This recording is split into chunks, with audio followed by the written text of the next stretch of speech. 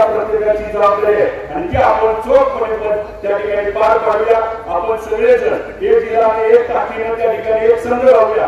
कारण साहेब असं राहतं जिल्ह्यात मी एकटा राहिलो होतो, तिकडे गेलो तर तिकडे असायचो, तिकडे गेलो तर त्या ठिकाणी शरदचंद्र पवार साहेबांमध्ये त्या ठिकाणी काम करण्याची संधी मिळाली। मला आज दहशील भैया त्या ठिकाणी पक्षात आल्यामुळं मला आमदार झाल्यासारखं वाटायला लागलं। कारण पहिल्याच्या बरोबर माझा बी मार्ग सोपा होतोय आणि त्यांच्या मार्ग दिसत राहता त्या ठिकाणी मूळ रचना असेल, सगळं असेल, काम होऊन निघलं आणि उद्या त्या ठिकाणी मोठे पाटील परिवार त्यांचं प्रेम करणारे सर्वजण आणि राष्ट्रवादी काँग्रेस पार्टी हे सगळेजण त्या ठिकाणी आपण एकमेकाला साथ देऊया। उद्याच्या काळामध्ये आपल्याला महाविकास आघाडीचं सरकार या राज्यामध्ये आणायचे, परत एकदा आपल्या शेतकऱ्याची घडी बसवायची आहे।